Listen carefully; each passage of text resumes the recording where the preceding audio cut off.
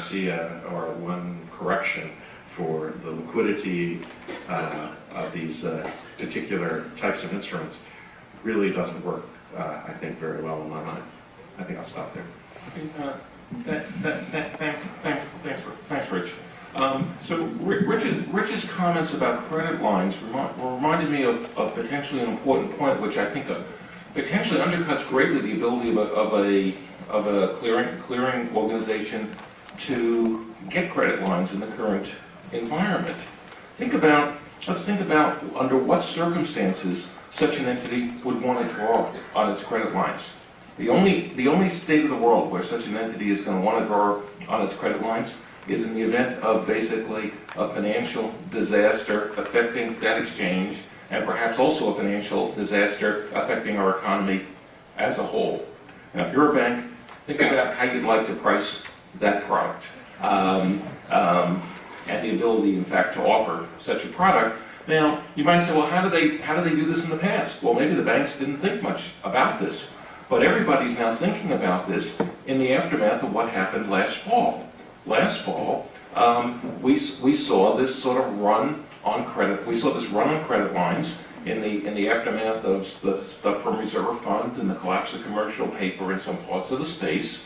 And what the banks learned was that credit lines, in fact, had much more of an aggregate component and much less of an idiosyncratic component than folks previously thought. And so, I think Rich's point about the difficulty of getting credit lines, I think this is likely to be very much of an issue going forward. So I did not give a proper introduction to Andy Davidson, so let me fill that in at this point. I've known Andy, in fact, I've known all the panelists for a long time. And I first met Andy when Andy's a Chicago graduate from the Graduate School of Chicago. I first met him when he was the head of mortgage-backed securities research at Merrill Lynch. Currently, he leads his firm, Andy Davidson and Company, and he's a member of the IAFE Advisory Board. And I also didn't introduce myself. I'm Chester Spatt. I had mentioned that I was chief economist for a few years ago at the SEC. So a number of folks have picked up on the fact that my chair has a little bit of an unusual title. It happens to be named for my dean. It was actually given by some of our alums in honor of him, but I'm actually one of the few professors who has a chair whose name is actually after one of his co-authors. Okay, now let me turn to the next presenter, Roy Hendrickson. So Roy's PhD is from MIT. Roy had been a faculty member at the University of California at Berkeley. He's currently Chief Investment Officer of Advanced Portfolio Management, and he's co-chair of the IAFE's Liquidity Risk Committee. Now, Roy's going to talk about issues involving model assessment, model quality, risk assessment, credit ratings, absolutely central issues in our financial architecture, and issues that I think were not widely appreciated. The importance of these issues, I think it's fair to say, were not widely appreciated in the past because frankly, in a lot of respects, due diligence wasn't the importance of due diligence perhaps wasn't that appreciated. So let me turn it over to Roy. Thanks, Chester. It's interesting following the different speakers because all these things in some ways overlap and you think, okay, I should be talking about this or I should be talking about that, but they did. Just going back even to this morning with the intertemporal cash flows, when you look at these issues, one of the issues that hasn't been necessarily taken into account nearly as much as it should have been, and it's very much in the spirit of what Andy was talking about when you look at liquidity and you include the financing. A source of cash flows that we all learned were very, very important in doing any valuation, any risk assessment, any market functions that were going on in the fall were the cash flows associated with the financings. When you have all of a sudden collateral demands that you never anticipated and you have to meet them overnight.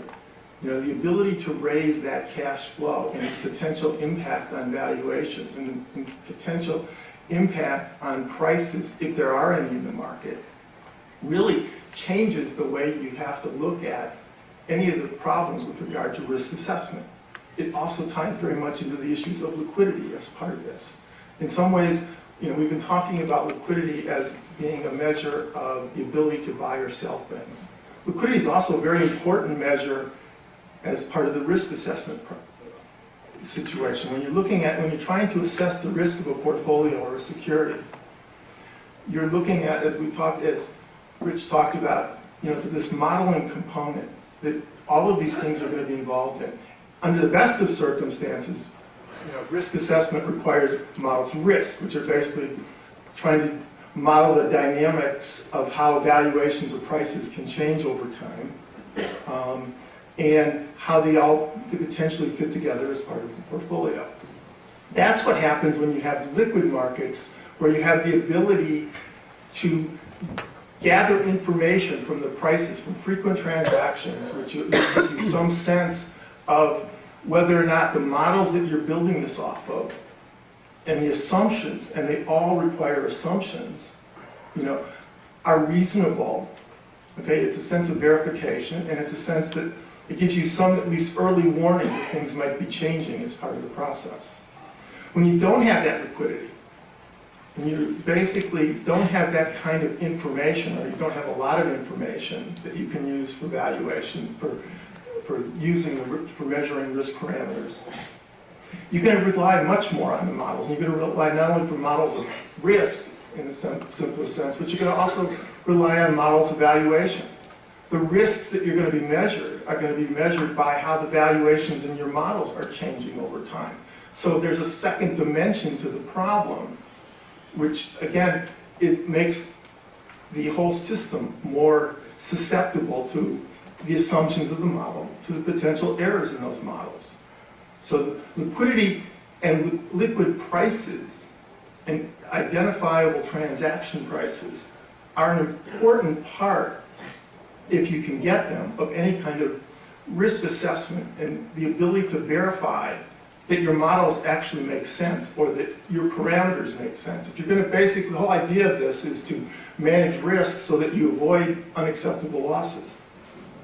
If those unacceptable losses, again, are being determined by the models, you're subject to model risk. And that subject to model risk and the sensitivity to that, okay, is something that you really have to step back and think, what is it that we're trying to accomplish with a lot of these securities? The issue of complexity has been mentioned. Complexity, again, you know, all else equal, liquidity is a good thing. The more liquid you have in the markets, the easier you have to trade, you have the ability to enter and exit positions, you have the ability to verify what you're doing in these positions. So everything else, you'd much rather have more liquid markets than less. Now, what causes markets to be liquid? Markets are liquid when you can easily attract alternative buyers. Attracting alternative buyers means that there is a wide pool of potential investors that can evaluate the investment, that have, you know, the tool set, the skills to at least think that they can look at those markets. And the simpler the market is, the easier that is to do. The simpler the market, the easier it is to find alternative buyers, and the easier it is, or the more likely there will be liquidity in those markets. Doesn't mean the prices can't change quickly and dramatically, but at least you have signals of the markets, and you know you have the pricing as a good way of verifying the assumptions in your models. The more complex the securities, the more reliant on models for valuation that you're dealing with, the more difficult it is to attract alternative buyers. There's just the costs of doing it are greater. The cost of at least being able to evaluate that, the hurdles are more difficult. Add to that some of the opaqueness that we've had in some of these markets, and it's not hard to understand why many of these markets never really had much liquidity, even in the best of times. Now add to that another dimension, which is that the time when you need this liquidity the most is in periods of stress. In periods of stress, those are the times when the models are probably the most vulnerable. But certainly there's greater uncertainty associated with any of these factors.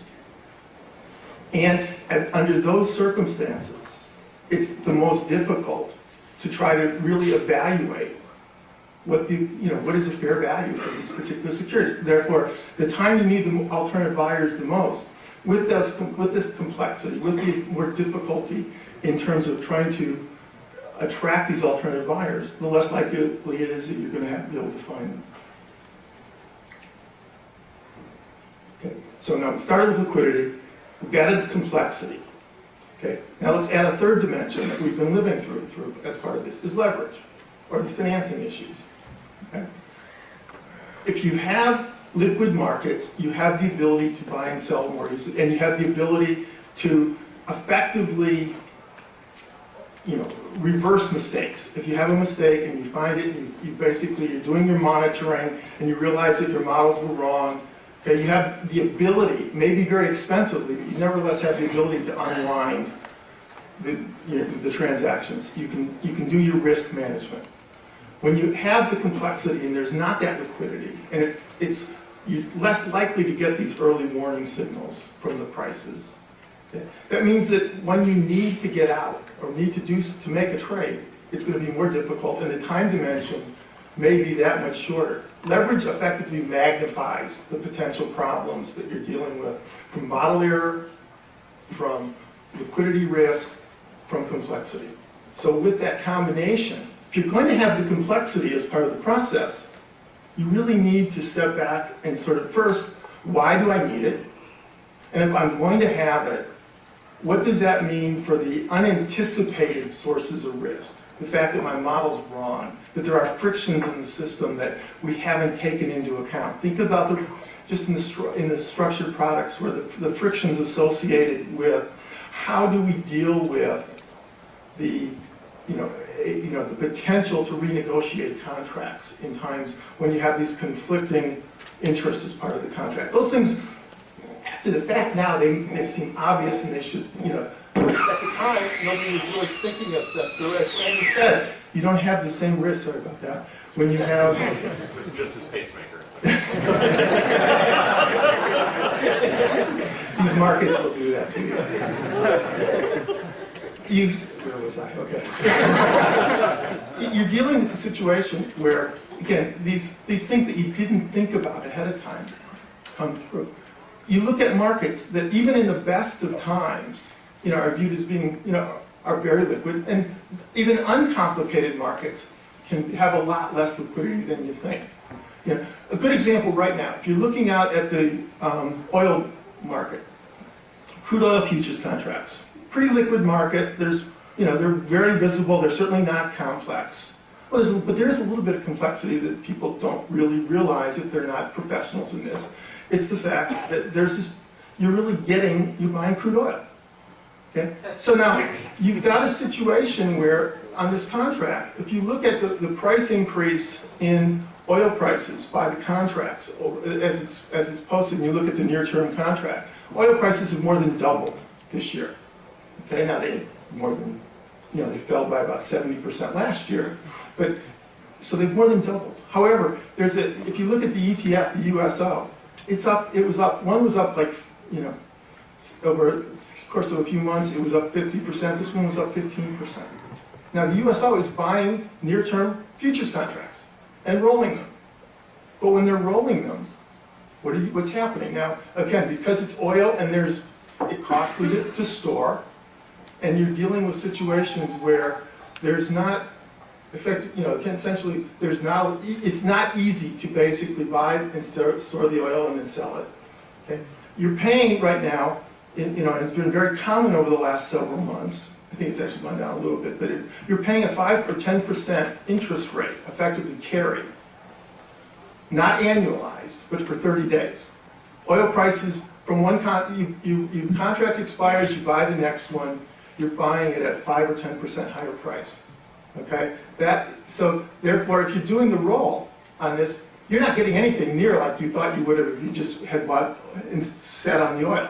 You're basically, the returns, less than half of it were realized, okay? This is a situation of basically the market knowing that you have to trade, you're rolling the contract, and taking advantage of it. Okay, now this is a relatively deep market, but it still is nevertheless one that, and I don't want to use the word manipulated, but it's one that people, when they know you have to trade, okay, they're not going to do what's in your best interest. Now when you get into situations like we just lived through where effectively investors with financing were required to post collateral, and the collateral demands could be done somewhat arbitrarily by their counterparties, and that they were being forced to raise that cash or sell securities in a very short time period in markets where these things really weren't trading. That's a source of risk and a source of impact on valuation, and certainly was a source of losses that, again, was not thought through clearly. These were obviously extreme events. If you looked at the historical data, these didn't happen. Okay? And one of the things that we relied with so much of our models on was history of events that didn't happen, and we lived through some relatively low volatility periods. And one of the things I think, if you take anything away from what happened here, is that historical data and historical returns and historical risks are only potentially a forecast, and if you use them as a forecast of what might happen in the future. You don't get to invest backwards, you have to invest forward. And the risk parameters that we lived through and that many of our models were based on were not the ones that we just experienced over the last several months. Now the good news is for people who are using bar-based models and using historical data, your portfolio looks a lot riskier today than it did a year ago, because the numbers there, the historical data is a lot more volatile. I mean, the question is do you really want to rely on now 80% type, of periods where there was an 80% realized volatility in the equity markets to do the modeling as well? I mean, those are the kind of things you have to take into account. It's an art, not a science, when you're doing these things.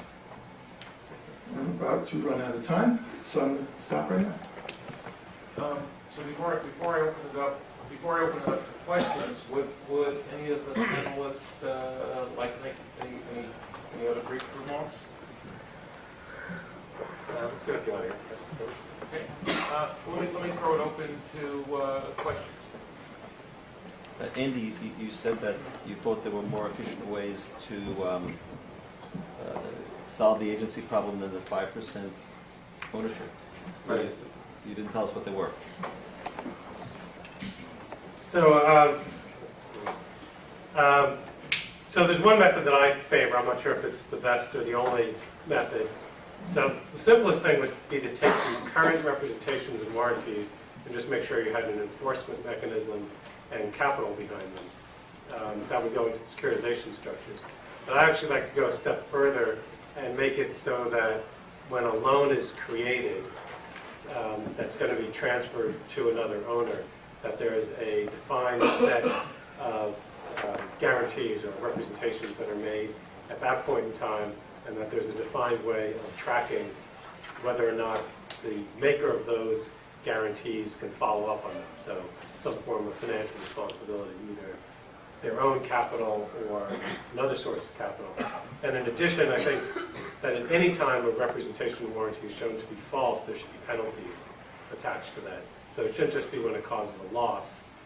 Any time you could find there was a fraudulent appraisal in a file, or that a document was missing, that you could go back to the originator and fine them some nominal amount, so that you have some money to pay for monitoring these securities over time. So I don't know if it's still on. Yeah. So one of the points that I would also raise is with respect to this 5% issue, which is 5%. That's 5%, and there's another 95%. I mean, the traditional solutions to agency problems involve a fair degree of internalization. If the party is only on the hook for 5%, I don't know that it sort of addresses it very well. But let me be clear: I'm not an advocate of of an inability to trade loans or no securitization. But it's not clear to me that 5% is sort of all that different than 0%. And I just wonder, I guess I would have questions about the effectiveness of it. Other questions? Regarding this 5%, regarding this 5% and in general similar attempts, I thought that you said that actually that will limit capacity, and that may be a negative. I think that maybe limiting capacity or having a way to limit how much people can do is positive, because part of the problem was the volume and the total size of the risky assets. So, so we probably did have too many loans that were made, but to me, the issue on capacity is not one of whether or not you had the operational capacity, but whether or not there was correct pricing of the security. So our view is that too many loans were made at too low a cost, so that there wasn't proper pricing of the risk, and that's really what created the volume. But if I'm a good originator of loans, should I be only a bank? Right, so we have $11 trillion of mortgages outstanding in this country currently. So if you make it so that if you're going to originate a loan, you need to keep 5% of the risk, then we're really saying that we really only want 4 or 5 largest banks in this country to originate loans. We also want them to have balance sheets that each have, 5% of that, so, $500 billion of risk associated with mortgages on their balance sheets. And so I just don't think it's a good long-term solution if we want to have, multiple players in the market. We think it should all be, funded by deposits, guaranteed by the government, then 5% is great, but it's not a private solution. And I think on the service, at least on the servicing component, it seems to me that there's tremendous potential scale economies in the servicing business in terms of the way technology is used, and at least for the routine part of servicing. One could imagine scale restrictions could get in the way of that. I think there was somebody in the back whose hand's been up for a while. Yes, I have a counterparty credit risk question. When AIG was doing all these credit default swaps, don't you think the major counterparties that were buying it from should have borne some responsibility for the credit counterparty credit risk? When the government paid off AIG, they just paid them 100 cents on the dollar, as far as I know. Don't you think there should have been some kind of a haircut? Well, I think my answer to that is quite simple. Yes. But perhaps others on the panel. Whether there was a legal mechanism for that, I don't. In terms of the way, in terms of, I don't know. But it seems to me there's sort of a lot of questions. There's a lot of questions about that. But I don't know what my fellow panelists they want to say anything about that. I agree. Just jump in on it. That one of the problems that people have not publicized very much was that a large proportion of AIG CDS were sold to provide capital relief on the super senior tranche of European banks. Had they let AIG fail, which many of us would think they should have done, it would have created a lot of international problems. Just that a number of banks would suddenly. Federal authorities were saying, no, we're just not going to do this. And then the way I read it is all of a sudden they blinked. Now, as they were, right before they blinked, there was another observation, another aspect of this that I thought was quite interesting, at least from the perspective of my being a former New Yorker, although many years removed. And I was really struck by the press conference that Governor Patterson had that day. Well, Governor Patterson, on the advice of his insurance commissioner, indicated that he was going to upstream $20 billion from the insurance subsidiary to the parent. And Governor Patterson explicitly at that press conference declared that this would actually protect the insurance holders because it would solve a liquidity problem above. Frankly, I think without any basis for understanding whether it was a liquidity problem or a solvency problem. And I've been struck by the absence of attention to this issue by the media in New York because I think the lack of wisdom of that judgment, I think was basically true almost immediately when it became clear that the proposal to upstream $20 billion reflected a complete lack of understanding of what the issues and what the scale of the problem was. And I've been surprised that the media hasn't picked up on this issue, and it just was sort of a story for one day. To tie together comments by both Roy and Andy in terms of the dislocation or disparity between market risk and fundamental credit risk, how, to me, they're getting convoluted in a way, as you were saying, Chester. One of AIG's largest super senior positions was actually on Danish mortgages. And some of us were talking during the break that fundamentally the Danish mortgage market was pretty good, which is why the AIG Financial Products guys were doing it at such size. The issue was that when stuff started happening, the market on exotic Danish mortgages was not very good. And so here's a situation where I don't think there have been any defaults in the Danish mortgage market. But if you look at the market of Danish mortgages, given that AIG was the only player providing that protection, right, in any significant size, and that mortgages started seeing haircuts across the board because of U.S. mortgage issues, of which AIG also had some significant ones in the second lending business. That dislocation that we've been talking about, that disconnect between what's fundamental value structurally and what's market is interesting. If the panel could comment on two things that have sort of come out of this. One is the holding values of higher quality stuff like super senior pre-shock versus post-shock and what that means to the balance sheets.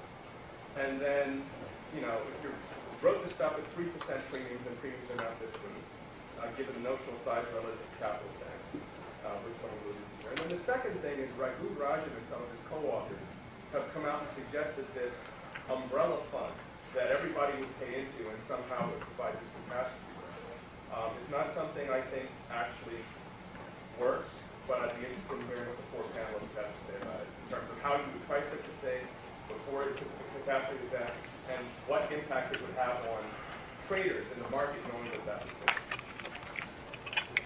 So the second question, so we have that. It's called the FDIC Insurance Fund, right? So the government guarantees certain obligations, right, deposits, and as a bank, you have to pay in to that catastrophe fund, and if your assets fall in value, the lenders, at least the depositors, are protected. But theoretically, that's limited to deposits, right? Yeah, but it's the same idea. So presumably, whatever you do, you're going to have to say, these are the assets that are covered, these are the liabilities that are covered, this is the amount of risk that we allow you to take to participate in that fund. So, so my guess is that that wouldn't have worked either as a private fund. It only worked because it was a government backstop fund. So the other thing we've noticed throughout this, in terms of liquidity, is that at least until now, if it isn't government, nothing else really has much value. Right, so there's plenty of other assets which are, AAA. They might take minimal amount of losses, but they're still priced at 60. While the same government asset, where the losses are zero because the government can print money to make good on its promises, are priced at 90 or 95 or 105. In terms of your first point, I wasn't quite sure what you're getting at, but so maybe you can clarify that if someone else understood. Well, I think the question really was one of mark-to-market accounting, and whether or not mark-to-market accounting causes damage, as much of the press. I'll have to say up front, I'm a believer in mark-to-market accounting. It's not clear to me why you improve the transparency in the marketplace by letting people decide what number they want to report, rather than reporting what the market value is at that particular time. And I understand that there can be dramatic changes associated with that mark-to-market, but in part that's how people decide that they're going to finance their positions and structure their overall portfolio. If the problem comes about in the fact that if you allow some other form of accounting rather than mark-to-market accounting, it opens up the door for all kinds of games to be played during normal times. And in fact, games that were played for a very long time when banks didn't have to mark their entire book to market. So I think that's actually a problem of going away from mark-to-market accounting. For the record, I also believe into mark-to-market accounting, but I think it needs to be more universally applied and not just applied to players. I'm sympathetic to that view. Just two quick observations about mark-to-market.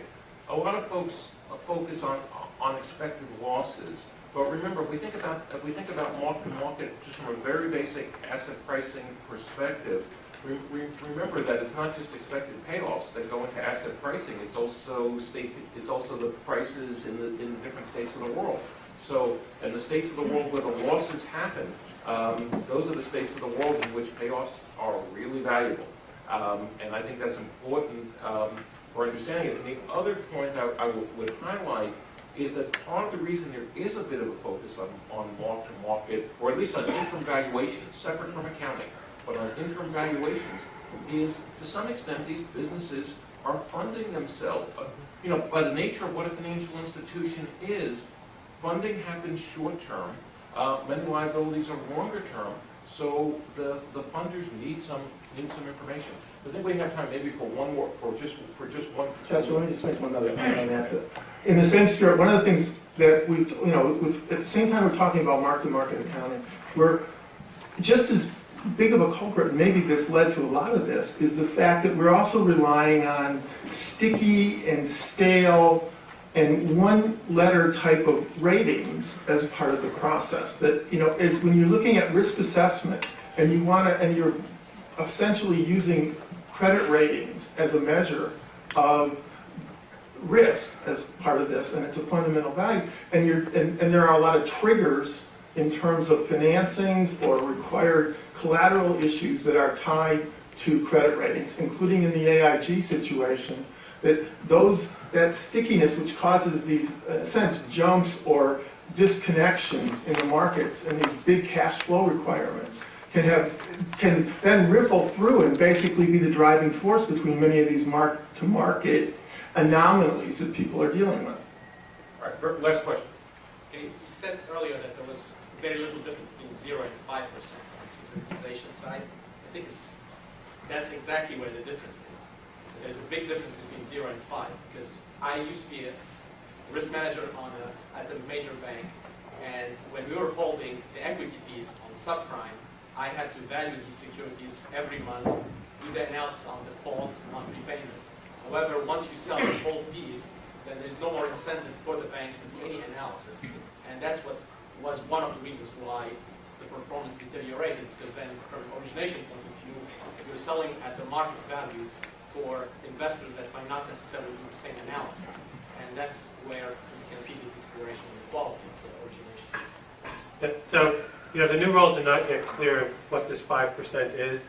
So if it's 5% of a slice across the whole thing, just 5% of the pass-through, as opposed to the junior 5%, it's really not much risk. It's just a lot to fund.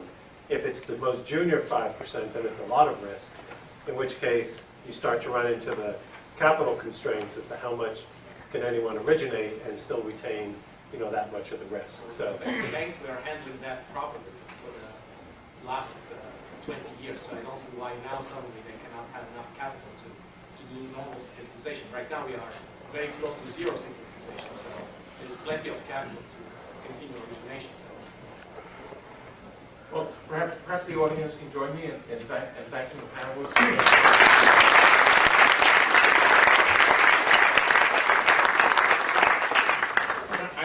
I think rather than having a break, we're gonna continue the next session in the next couple of minutes. I'm still waiting for my chair.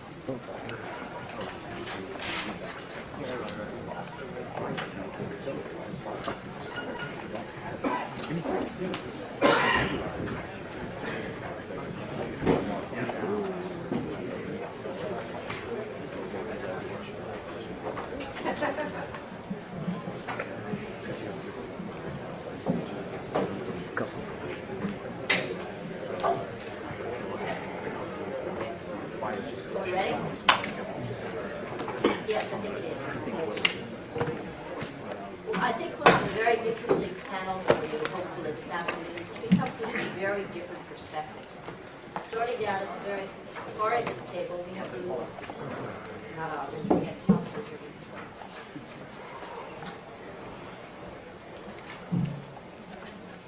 Hello?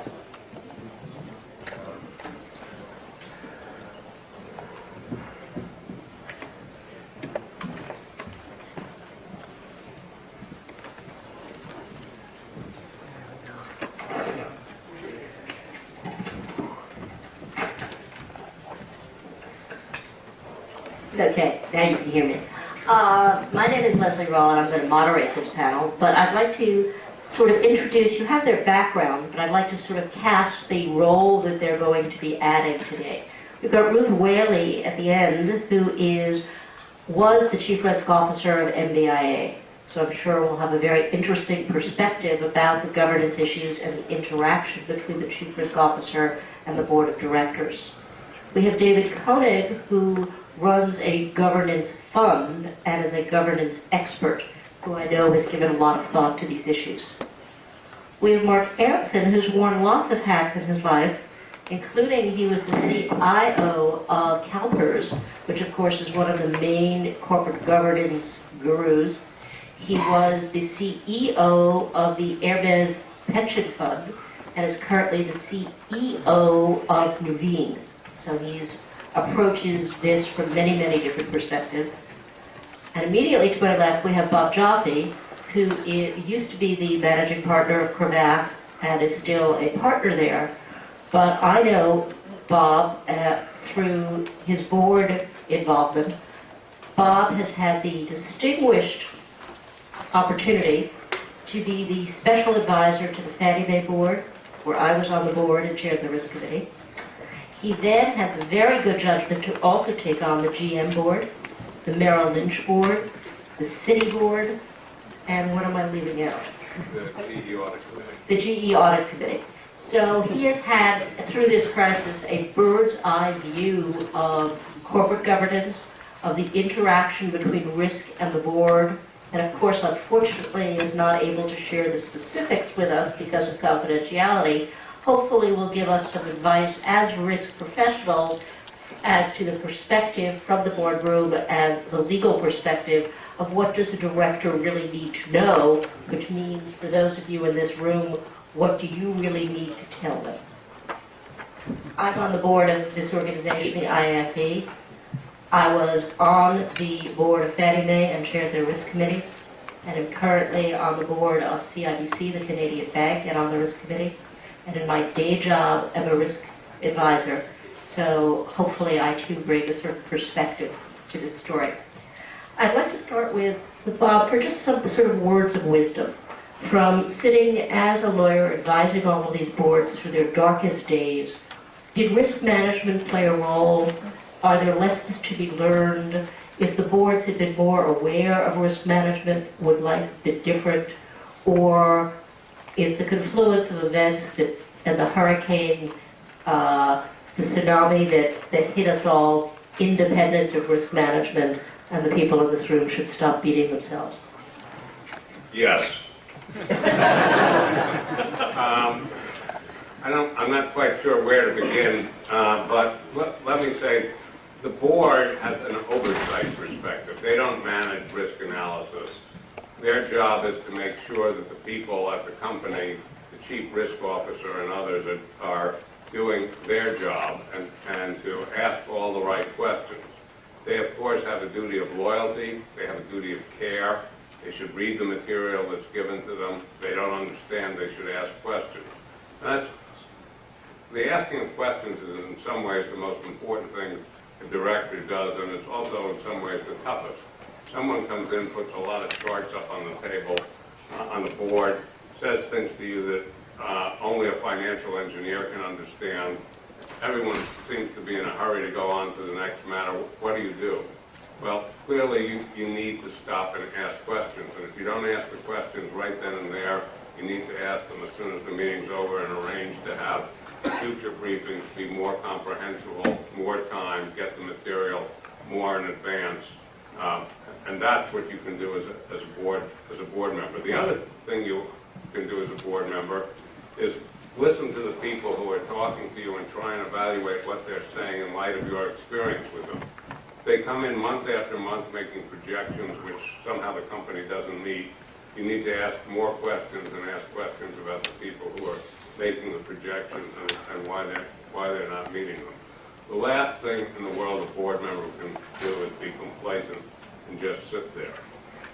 It's very hard for a board member to end up being liable. There are very few cases where board members have been found liable, but it's very easy to get sued. And it's very easy to have your life consumed in court proceedings. These are all things you want to avoid. And the most important duty, I think, is the duty of care. And we'll flesh that out as we go along. So Mark, do you want to sort of pick up again, taking this first round from the director's point of view? Sure. I think this one's dead too. Is it on? Pass the mic. Pass.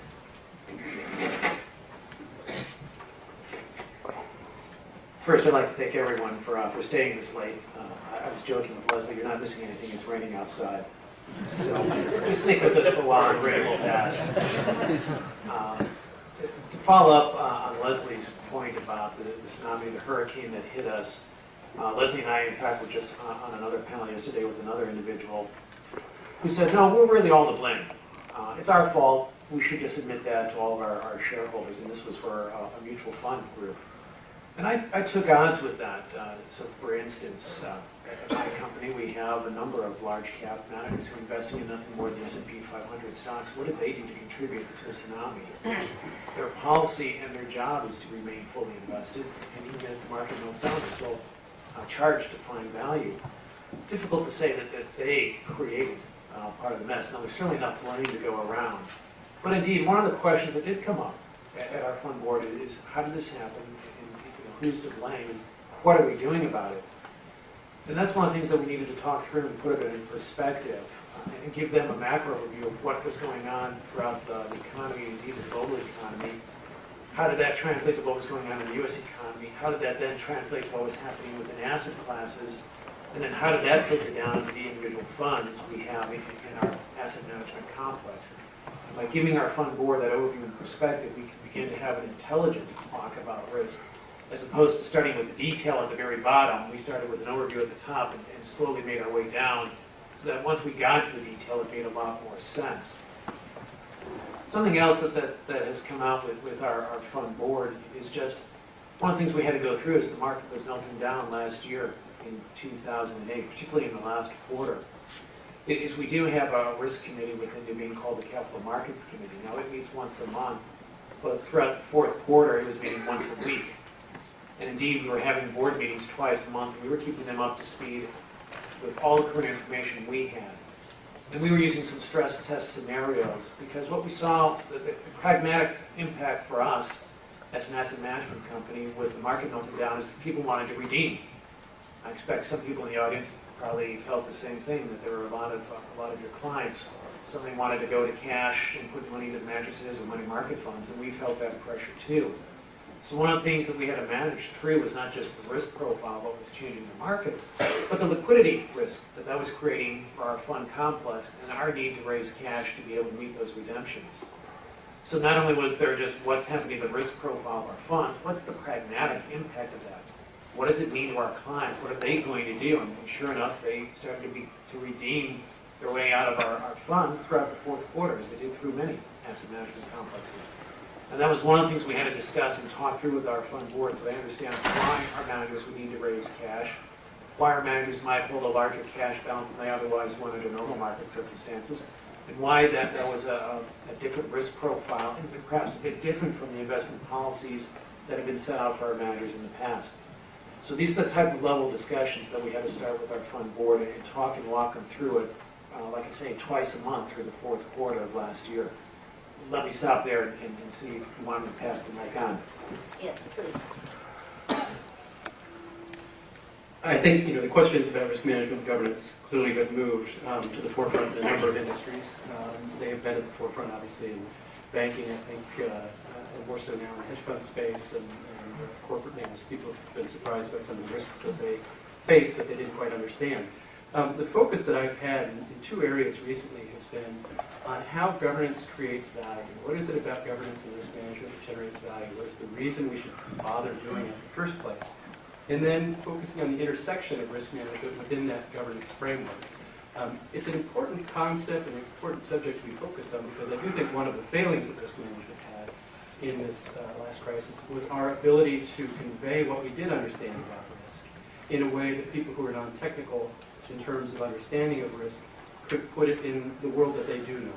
I mean, that's no shock. Most people who do risk management tend to prefer to be working on their own at their computers. I think we've got a pretty strong introvert bias in our group. And a communication study that I was working on, something on the order of 90% of the respondents said they don't use a communications expert when trying to convey risk management information to people within their company. I mean, we assume risk management is a technical subject. It's communication is actually a fairly technical subject as well, if you want to do it well. So what I'd say is that you can talk a little bit more about this, or I'm happy to talk a little bit more about this. I've always looked at the value of a system or an asset as being the thing that we're trying to enhance and protect. Not just protect, it's enhancing and protecting value. And value can be defined financially, or financially plus whatever other values your organization has that are articulated by your board. Risk is the unknown change in the value of that system or asset over some period of time. It can be up and it can be down. In risk management, we've done a particularly good job, I think, of managing that change in value for very small changes. So we had a discussion earlier today about delta hedging and portfolio management around that. We've thought we had a really good understanding of the tails in the distribution. And I think we're overconfident. Many people are overconfident that we understood the tails. But what we really have not done a very good job is in terms of managing how the value moves from the middle of the distribution of future values out to the tail. And that's where I think governance happens, in the framework of the corporation. So ultimately what risk management and governance are about is changing the shape of the potential future values of a system or asset to be something that you like. And if you do governance well, you can actually change the shape of that distribution and shift that distribution to the point where you've created value for the corporation. So that's trying to circle back around to why it is I think we do risk management and governance. Ultimately, we're increasing the value of our organizations if we do it well. Well, I've had two roles in dealing with catastrophic risk insurance. First is for a BIA, credit catastrophic insurance in the credit markets. And second is as a board member for the mutual insurance company that covers the property damage in the US nuclear industry. And I think actually from both of these experiences I've seen some similarities between what a board looks at and what risk management staff looks at. I think they have actually very similar roles to play. They're both essentially performing a very key fiduciary role to stakeholders, to shareholders, particularly focused on, in the insurance world, maintaining capacity to cover the catastrophic claims that might occur. They're both also focused on forward-looking indicators, trying to figure out what are the emerging risks and to anticipate problems and make sure that the firm is robust enough to sustain that. And I think of the board responsibilities, the board in particular need to be focused on the sustainability of the firm. And that means knowing what could possibly cause the firm to break up, to fail entirely. And also then how to manage through such a crisis, which is now what so many firms have been going through. This requires both a strategic, general overview, but also a very specific knowledge of execution. You have to know enough about the business to know what the risks are, and that can be very difficult when you have boards that are not necessarily risk professionals and they're dealing with complicated financial models or complex products, but they need to know enough. And this is where the risk staff can be very helpful in providing training, in providing communication, coordination of the information around the business model in non-jargonized terms to the board. It's very important to make sure that the board is appropriately equipped to be able to then consider the broader questions of strategy and growth or potential failure. In particular, I would also agree with the earlier point made that asking questions is very important. It's also sometimes hard to know whether you have an inadequate answer or an adequate answer. But it's very important to avoid the groupthink that can easily happen in any large committee. Boards not the only players there. But making sure that you're testing and challenging what the company is providing as information, so that you've really thought your way through potential unexpected occurrences. I also find that boards tend to focus, as they should do, on the downsides. They focus more on downsides than upsides. And in particular here, there's been a lot of talk about worst-case scenarios. Many people want to look at likely worst-case scenarios. Well, I think that people need to look very much at the unlikely worst-case scenarios.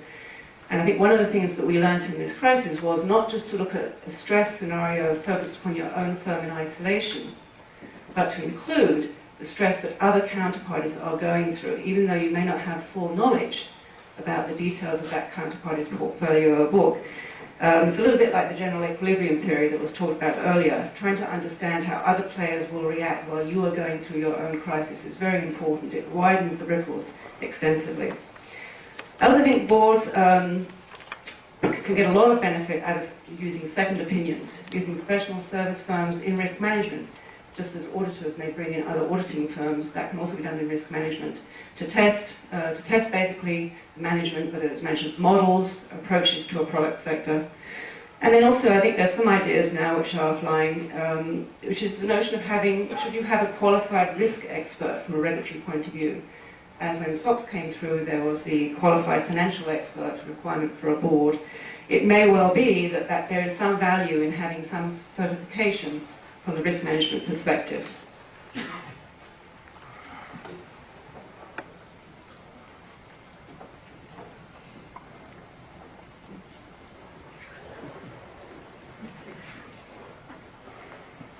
I guess I feel as someone who was a 10-step program or a 12-step program. I am a financial engineer, and I'm proud of that.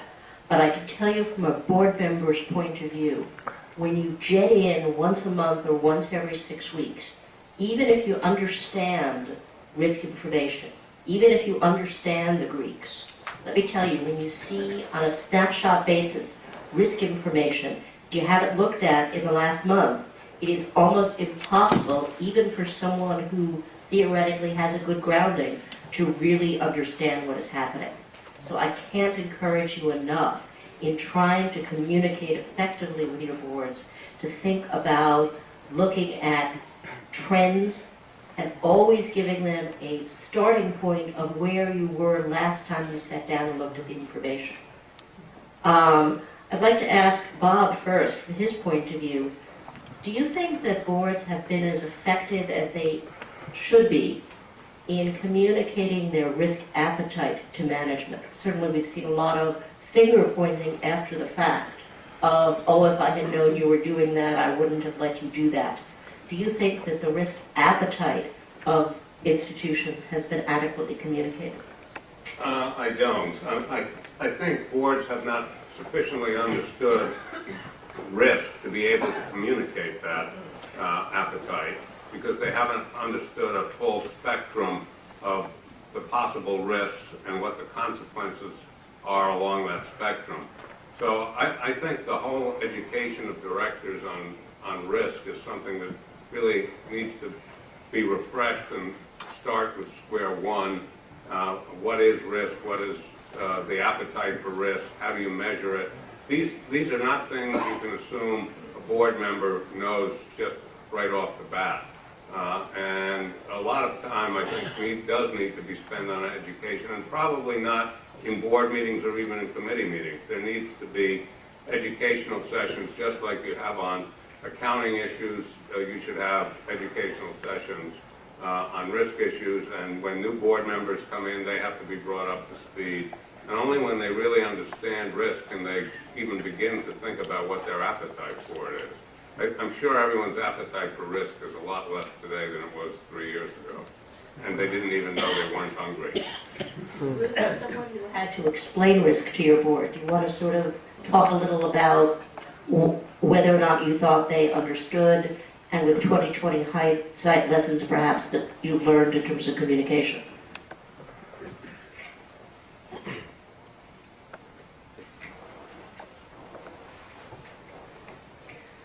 I think, in general, certainly I'll speak very briefly for MBA, but I'm not there at the moment, so I can't speak for them right now. But certainly the boards in the municipal sector did understand the products that were being engaged in, and the big issue for the bond insurers has really been going into the credit derivative business when you come from a 30-year history of financial guarantees that are not marked to market, and you may have had, say, 5 or 7% of your portfolio which suddenly becomes marked to market. And as the spreads widened, that became very extreme given the leverage of the firms. So I think, that was a sort of example of did the board and did the company fully understand the risks of a new product strategy and the market that was within. And I would maybe distinguish between the systemic risk of the marketplace and the changes that were happening in the marketplace relative to the actual products themselves. The products themselves are quite complicated, particularly when you got into the CDOs of collateral of ABS, which has been the problem for the monolines. Those, I think, were actually very well explained. A lot of case studies, a lot of sessions working through what these transactions meant, how they work, the arbitrage nature of the products. But I think, and this I think I would say that within the company as well, not just the board, an understanding of the shifts that were happening over a 10 to 15-year period in the financial markets was probably much weaker than it should have been today. And so the ability to forecast or to even envisage the complete cessation of AAA liquidity and the complete complete correlation of one basically between mortgages in the US, that was weak. So I think that's really more of a, and here I would actually say that the board should be more focused on the systemic issues affecting the company and less focused on transactional details. Leslie, quick comment just on the communications issue. I think one of the things that this relates to in the governance conversation is structure. And I do think there's a fundamental flaw in the hierarchical governance structure that we've got. Most people are familiar with the game of whispers, where one person says something to another person, they pass it on to the next person. But there's an academic study that shows that somewhere between 10 and 20% of the information value of a message is lost each time it's communicated. So picture the board of directors conveying its objectives as well as what it tolerates in terms of the values and the way in which people can behave in the organization. By the time it reaches the people who are actually originating the risks, most of that message is either lost or is incorrect. So it's almost unfair in some ways to hold the people who are originating the risks accountable for the message that they didn't really understand in the first place. I guess Mark and I both were on a panel earlier this year in Delaware for the International Corporate Governance Network, which worries a lot about governance of corporations and banks. And I made an observation which I haven't had a chance to get Mark's feedback on, so I thought I'd put him on the spot and let him. I questioned the group, and I think they were somewhat taken aback because we all, of course, believe in corporate governance. But I suggested that the group sitting there, who represented large pension funds and investment managers, were spending an awful lot of time talking about corporate governance of banks and corporations, and that certainly in my client base, those who live in glass houses should not throw stones, and perhaps there were governance issues within the pension fund community and the investment management community were equally as in need of attention. And I just wondered if Mark might like to comment.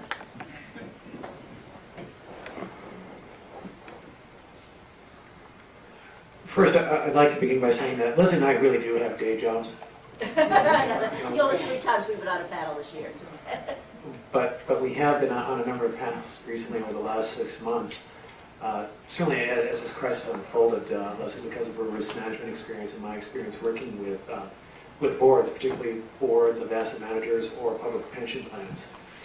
And indeed, one of the more difficult things with large institutional investors, and for lack of a better term, why don't we just insert public pension plans into the phrase large institutional investors, is they will give direction to staff.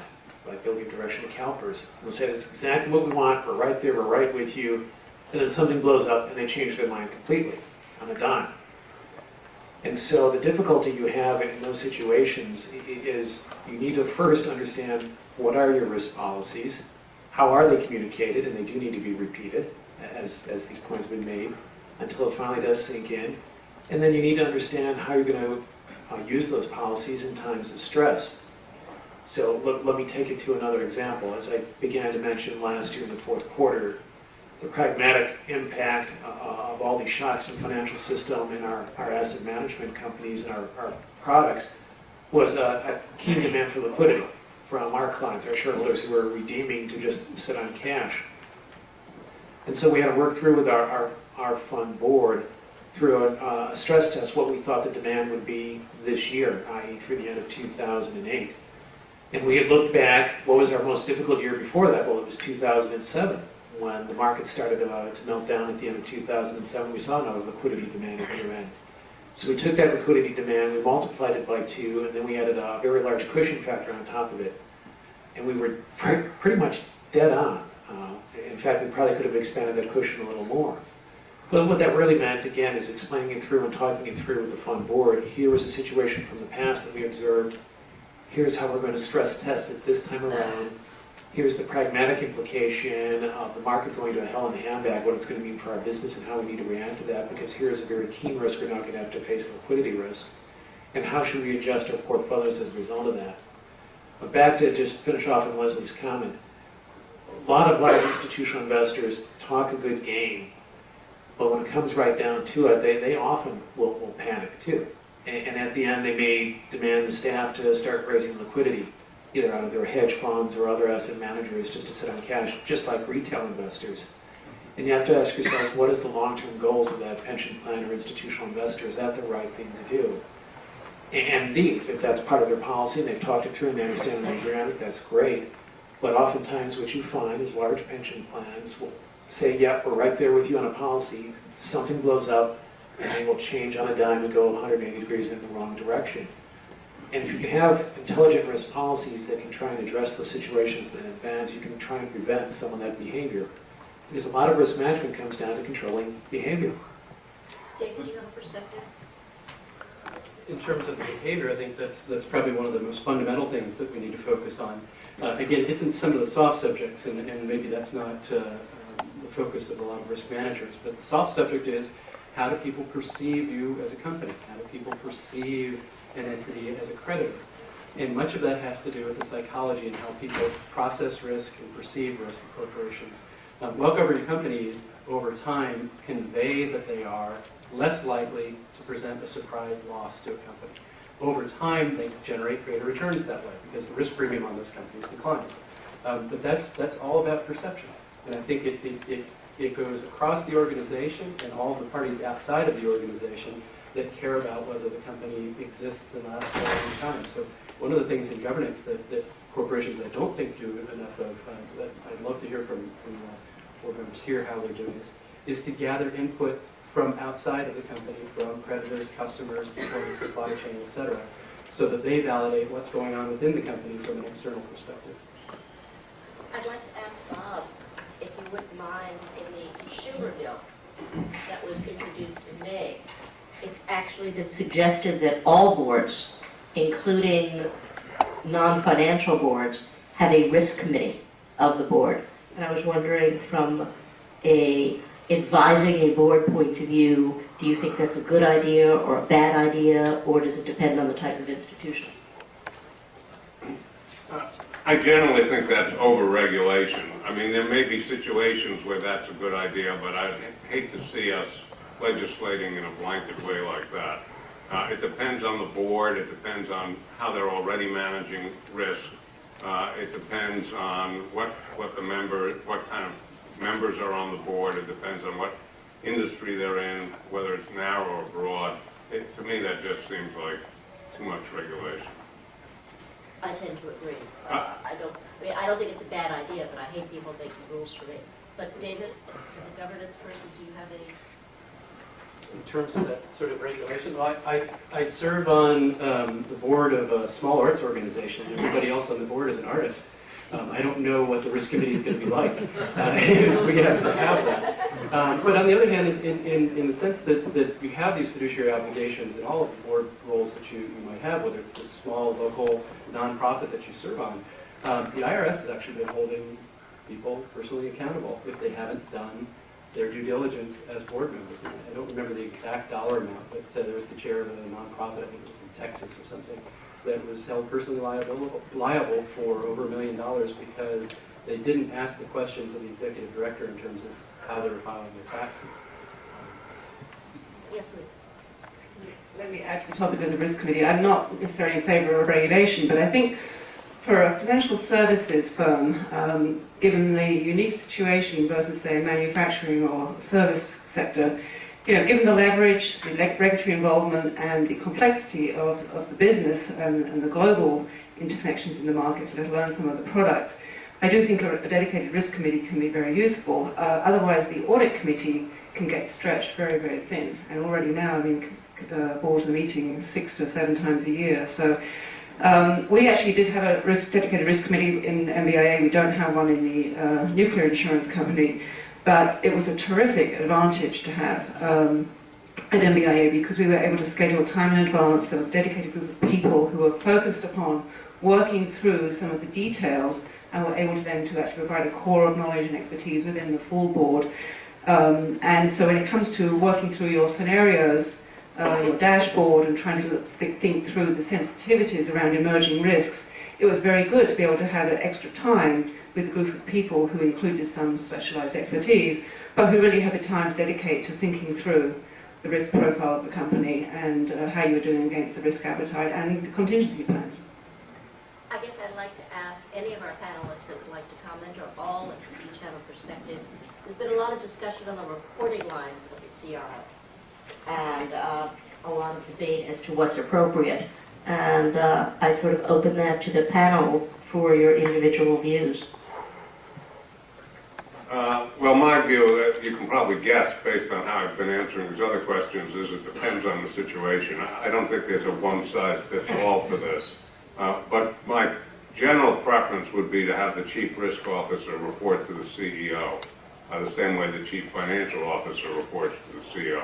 That's not to say that the committee on the board that deals with risk shouldn't have private time with the CRO, talk to him either offline or online. But I don't think it makes sense to have the CRO report separately to the board, although there are obviously arguments that could be made in favor of that situation, and in some situations it may be a good idea.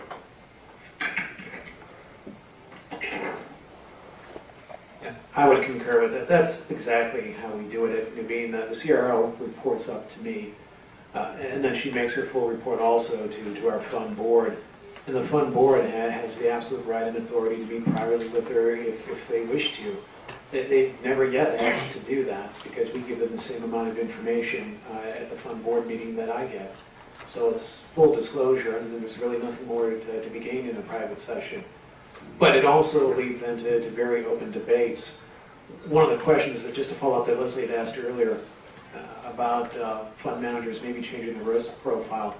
Indeed, as we came through the end of the fourth quarter last year, and we got into the January and February of this year, we sat down with our fund board and we scheduled time on the fund board to just talk through the risk profile of our companies, our products, and the positions of our asset managers, just to get a sense of whether there's the board's level of risk tolerance or aversion had changed, and whether they might wish to comment on any of our investment policies as a result of that. And that was a very interesting and fruitful discussion. I would say in most cases, they were still very comfortable with the risk we took. I think but the only changes we did make is that in some of our closed-end funds where we do use leverage, they asked us to turn back some of the leverage associated with those funds. But other than that, it was a very good open dialogue just to have with the fund board to say, here's what's happened, let's talk it through, and let's see if anything's changed in your minds with regard to the risk profile of our companies. The only thing I would say without being critical of that answer is that if I were counsel to that company, I would suggest that as a regular matter, the board or the board committee does meet separately with the CRO, who is reporting to the CEO. It may be for no longer a session than to say, is there anything you would like to tell us? Are you getting the full cooperation of everyone that you need? But if you regularize these kinds of sessions, first of all, you can say you're having them, which is a good thing. Second of all, it does then make it easier if something has come up for the CRO to say something to you. It isn't such a big deal for the CRO to ask for a separate meeting with the board or board committee. It's a regular schedule. Just the way I think best practice now for most boards is to always have an executive committee session at the end of the meeting, even if the only purpose of the session is to say you had it, to ask, is there anything that should be brought up outside of management? Does anyone want to say anything? 99% of the time, perhaps the answer will be no, but it makes it so much easier to say something if somebody wants to say something. If you have to call a special executive session to do it, it just makes it tougher. Any comments? Yeah.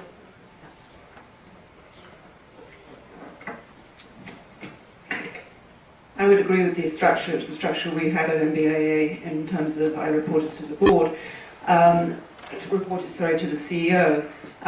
One of the benefits was that it means that you are essentially a full partner at the table with the other executives in setting the strategy of the company, and that becomes important, particularly when you think through the friction between business and risk, which there always is to some degree. We had a dotted line to the chair of the risk committee. There was an independent communication. It was actually a very frequent informal communication on very good terms. And so I think it worked very well. There was open discussion, but certainly it was another venue to be able to talk to the risk committee chair independently if there was something on the board's concern that they wanted to talk to privately. I suppose with all changes, there's often an unintended consequence. With the ascendancy of the chief risk officer, in compensation obviously rising, I think a number of chief risk officers may not have realized that part of the reason the compensation was rising was that they were writing put options, and they were writing put options on themselves. One of the most important elements of good governance is clear accountability for results. So this notion of a CRO reporting directly to the board has the potential to create the domain of gain being that of the CEOs and the domain of loss being that of the chief risk officer. And Mark probably is different than others, but some CEOs would really like to have that as the case. You can go back over the last year, you'll see some headlines where there were some CEOs who let their CROs go, trying to make a symbolic gesture that they had cleaned out the problem. So I'm a very big fan of making sure the CEO has full accountability for gain and loss. And I like, as Ruth had mentioned, this idea of having some sort of external risk validation that comes in. That can also, it's one of the ways that you can bring in a network of information to the board that says, this is what we're seeing. Is this consistent with what you're being told by your CEO? And I'll try and just cap off the conversation, just to follow up on Bob's comments. Yes, you can have an executive session, but you really shouldn't even need that. It should be an open dialogue where your fund board directors will contact your chief risk officer. Outside of it, indeed, an executive session just to get a better understanding or ask a question. And that's what we try and encourage at your meetings. So as an example, yesterday, when Leslie and I were at the Mutual Fund Directors Forum, our chairman, being Bob Bremner, was there, but sitting next to him was our chief risk officer. She and Bob had been together for the last 2 days attending the forum to just have those conversations. And that's really what you want. You can have the formality of a board meeting, you can have the formality of an executive session, but what you really want is the dialogue to be going on outside the boardroom if these types of questions or issues are bubbling up.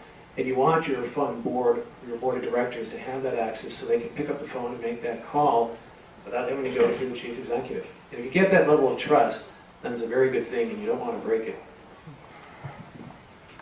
I have one more general question I'm going to throw out to the panelists, but we're going to take questions on index cards, in part so I can weed out questions that I don't want to answer, and in part because I'm having a hearing problem and I won't be able to hear the questions. So Mark is going to pass around index cards, and I'd appreciate if you would just jot down your questions and he'll pass them up to me. Before we go to Q&A, though, I'd like to sort of talk about the strategic versus the cop role of a chief risk officer, and invite any and all of the panelists to sort of make their observations about from a governance point of view as well as from a practical point of view. Can those be combined? Should those be combined?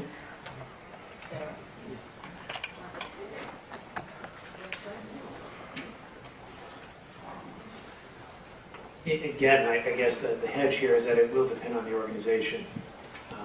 You may not have all the resources you need to be able to have the position split, in which case combining them can make sense, can be more efficient that way. It really will depend on the formality that you're trying to implement, the resources you have available, and what really is your business model. And that'll depend, again, on whether you're a hedge fund or a traditional asset manager like Naveen.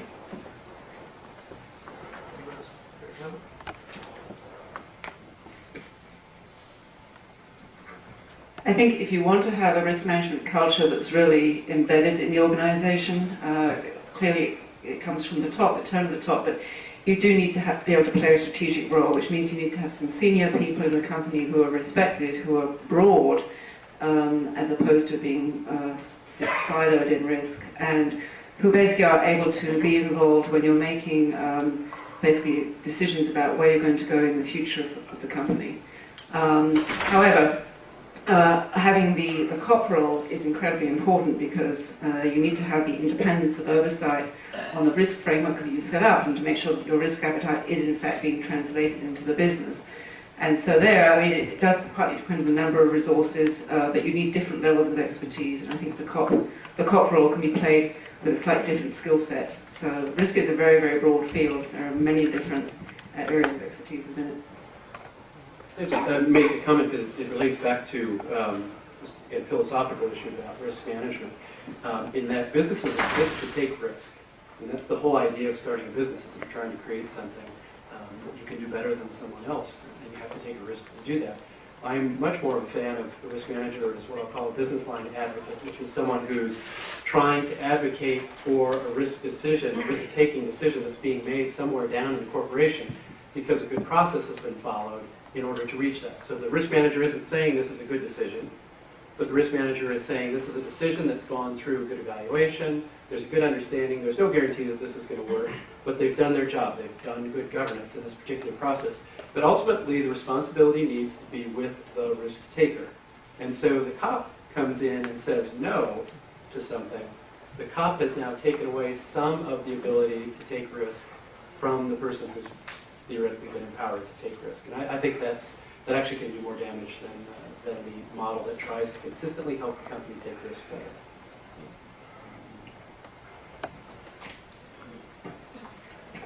I have two questions here that are quite similar, so I assume they're high on the minds of many in the audience. And the real question is, how often have you seen the board impact underline risk decisions within firms? Restated, how much practical influence do risk managers have on decisions? To tackle that first from a board point of view and then from a risk manager point of view. Why don't we have Bob and David take it from a board point of view, and then Ruth and Mark take it from a risk manager's point of view. Well, I'm going to cop out. I think I'd rather pass on this question. So can I ask you to repeat the question?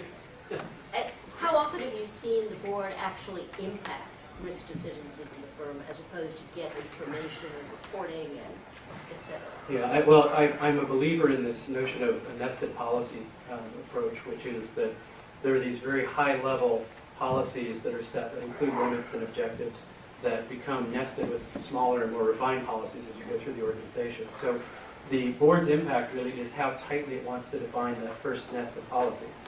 So it can have a huge influence or it can have very little influence on it. But again, that's in part how it states its risk appetite. So it's Think about operational decisions.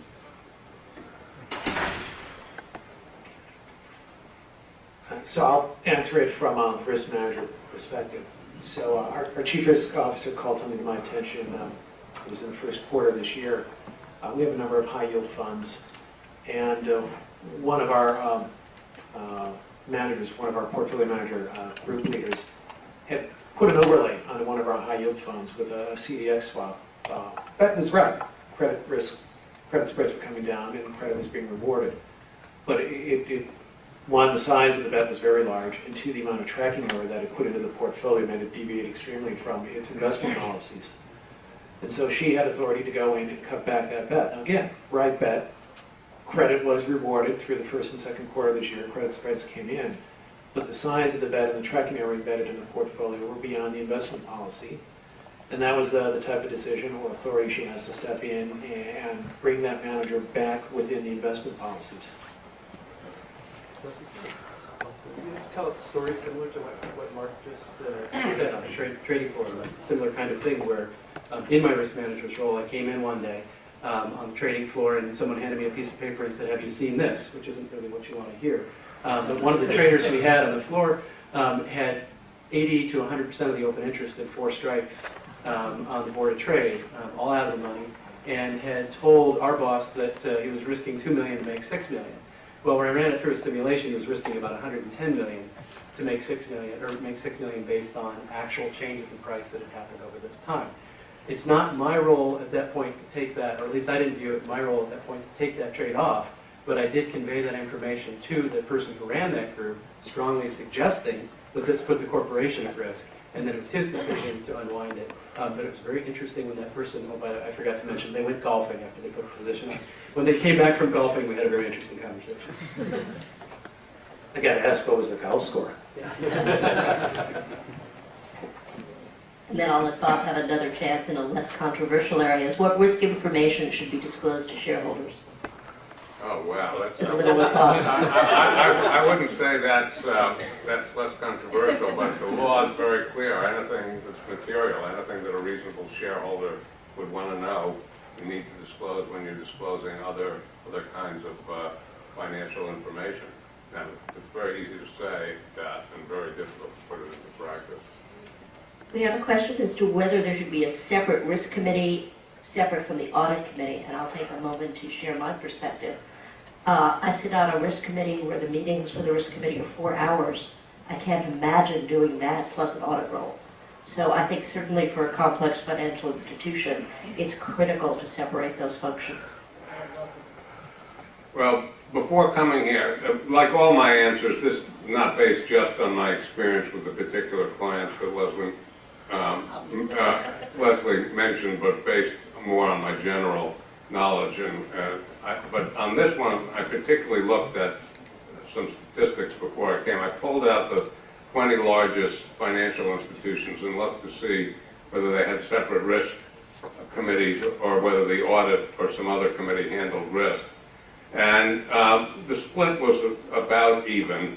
It varied depending exactly what year you looked at it. But the thing that struck me, and this was not at all scientific, was it didn't seem to vary. There was no correlation with how well the company had done over the last several years in managing its risk as to whether it had a separate risk committee or was combined with the audit committee. So while I agree with Leslie that in theory it's very hard to see how the audit committee does this as well as manages risk, and what the audit committee does and what a risk committee do really are 2 different things.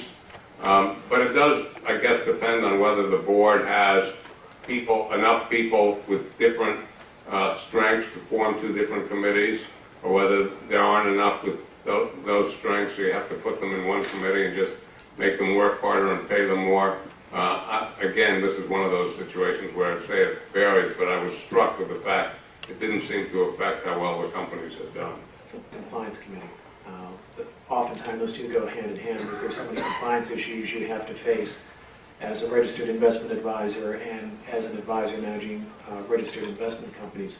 So that's where our chief compliance officer and our chief risk officer present their full detailed report as to that subcommittee, the fund board, and then they bring a summary of that report up to the full board at our board meetings. I'll just echo what I said earlier. I am actually in favour of having a risk committee for a financial services firm, but it's also useful to point out that at many firms there is the practice that any board member can attend the special committees. The audit, finance and governance committees are usually open to it, and increasingly so, I think. That's the practice now. That's proven to be very useful, I understand, in many firms.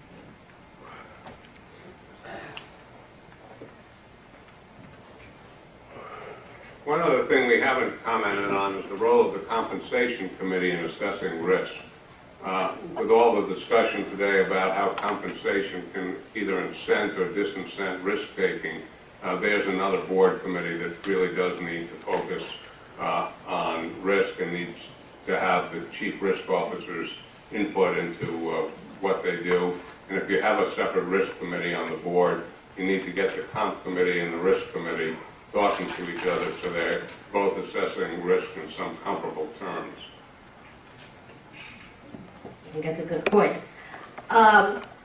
Boards of directors have fiduciary responsibility to shareholders and regulators and a professional duty to the public. Where does this leave the bondholders? Well, as a strict legal matter, bondholders' rights are legal contractual rights, and in the ordinary situation, directors don't have fiduciary duties to bondholders. The corporation has contractual duties with bondholders. Now, there's this whole theory about what happens when a company is in the zone of insolvency. I emphasize those words because everyone seems to think they mean something. And then, of course, when the corporation is bankrupt, the director's duties are different than they are. The shareholders are no longer the prime enforcers or the prime subjects of their duty. The Delaware courts basically, though, have rejected in recent years this whole idea of zone of insolvency.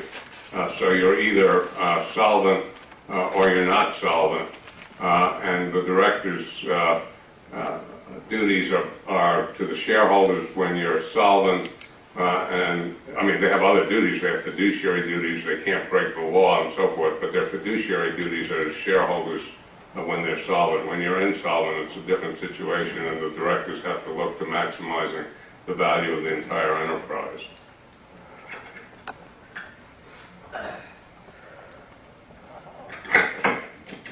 Specific question for Ruth. Could you please explain the difference between the likely versus the unlikely worst case scenario? You need a mic for this. Probably a bit of semantics that comes out of some of these discussions, or controversial discussions you have between business and risk when business is trying to push something forward and wants to have what has also been described as a reasonable worst case, i.e. one that they can actually foresee happening and which will not jeopardize the product that's being envisaged. And certainly I would argue for looking at the unreasonable worst cases, which might, when you run the scenario, you might say, well, that's not going to happen, or these two things might be contradictory. However, you don't know what the next crisis is going to come from. All that these unreasonable scenarios can show you is, where the potential vulnerabilities are in the product or in the business, and just knowing the different underlying factors that can drive something to crash, basically, it's useful to understand that, even though it might be a very, very remote scenario. And if you focus upon likely scenarios, then you're dealing with things which people can imagine, they can envisage, they tend to focus more on, gravitate back to history as to what happened, and that's really what you're trying to get away from. You're trying to look at the things that hasn't happened before. The unlikely, too, is something I think where people maybe don't pay enough attention to risk events that can amplify. And most of us don't talk about this, again, in our general risk management conversations. But there's some good work in psychology along this notion of risks that have an initial impact and then it sort of stops, and those risks that then amplify many, many times what the initial impact was, so that the amplification has an effect far greater than what you had previously assumed the risk would be.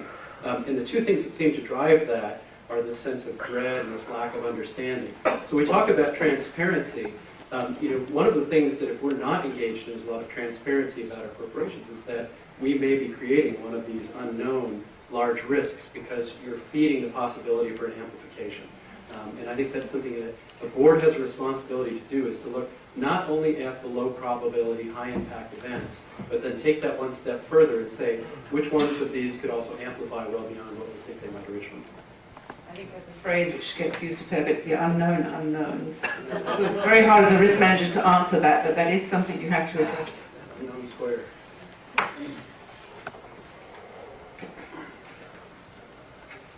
I guess one of the ways that I tend to suggest that people address this issue is via what I call either management nightmares or board nightmares.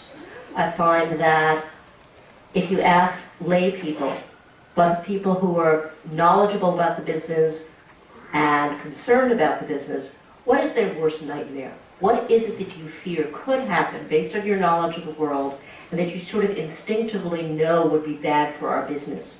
And then you stress test what would happen to the firm, to the portfolio, to the business if one of those nightmares were to come true. And I find that to be a very effective way of getting the wisdom of the boardroom and the gray hairs of the boardroom into the more quantitative analysis. I have a question here about specifically what steps in communicating risk do you suggest? We had talked about graphic representations, we had talked about trends, but I was wondering if anyone on the panel had any other thoughts. I'll go back to a comment I made earlier. If you go back about a year or so ago, we would start the risk communication with our fund board at a very detailed fund level and get bogged down in a lot of statistics right away on individual funds. What we decided to do over the last year, starting back a little more than a year ago, was just reverse that. Start at the top, give the fund board a perspective of what the heck's going on in the financial markets, bring that then down on what's going on in the U.S. or internationally, bring that down to the asset class, and then start to drill down into the funds.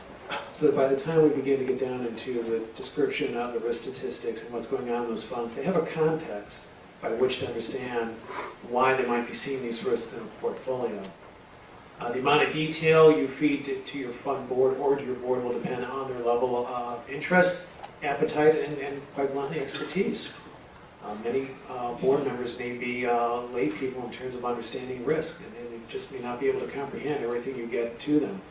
So it's going to take some give and take to go through them, to get them some sense of understanding of what they need, and also what they're comfortable with, and what they need to make a decision. There's no perfect answer. It comes back to what Bob said. You know, there isn't a perfect solution for every board, whether it's an asset manager or a corporate board, and you have to figure out what the right balance is.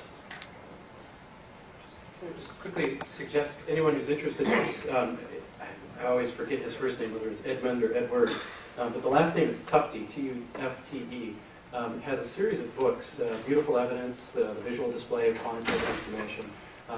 For any risk manager who's trying to convey complex ideas in a way that people who are non-quantitative can understand, I'd suggest you buy all of those. I don't get any commission from them, but I think they're really excellent.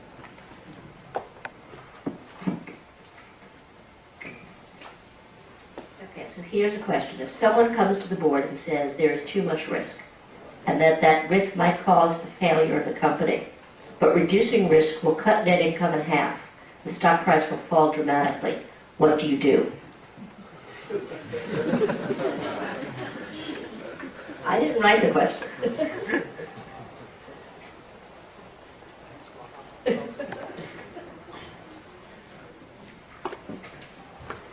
I presume whoever wrote that question is facing this very problem right now. I'm going to answer it again from an asset management company, which is not necessarily with regard to stock price, but with regard to fund value. One of the things that we have to do when we saw the financial market meltdown is, should we change the risk profile of our funds? Well, indeed, as I mentioned, we need to do that a little bit to raise liquidity. But ultimately, what it comes down to is establishing what your investment policy is. What's the risk profile flowing from that investment policy? Do you communicate that accurately to your investors? And then you have to trust that they're informed enough that they can make an intelligent decision. Do they still want to keep that risk in their portfolio? If you start to flip-flop your risks back and forth, that actually might end up confusing the investors, either in your company or in your fund, because they thought they were investing for one risk profile only to get another. And indeed, as we saw a number of redemptions through our more risky funds as people wanted to get out of those more risky funds, change their risk profile, and go into money market funds. That's their choice and their decision. Our job was to manage those funds consistent with the investment policy and the risk profile we have disclosed. So, yes, we could have dialed down the risk in some of our funds, maybe kept more shareholders in there, and kept our AUM a little higher, but we decided to stick to the policies we had established and the risk profile that we'd set up. And then let the investors make the decision about whether they still wanted that risk profile or not. And they chose not to. And so they liquidated out of our funds and basically put money in the mattresses. That, of course, shrunk our AUM. It's a little bit like shrinking a share price. But it's the consistency that I think that will bring investors back to your corporation or back to your investment product because they know you stuck to your guns. I think that's a great answer from a legal point of view, too, because under the business judgment rule, you can have a corporation that's going to swing for the fences and take risky investments, or you can have a corporation that is going to be conservative and not take those risky investments or that risky course of action. The important thing from a legal point of view is to make sure you disclose your risk profile and which kind of company you are and what sort of environment you think you are. And if you have disclosed that everything's hunky-dory and it's clear sailing ahead, and you suspect that that's not the case, then you do have a legal problem. So I think this idea of figuring out who you are and then communicating it is the perfect answer from a legal point of view. Well, since we're the only thing standing between you and some drinks, I'd like to ask you to join me in thanking this fabulous panel for their time. There were a few more questions, but why don't you, grab us some drinks and continue the conversation.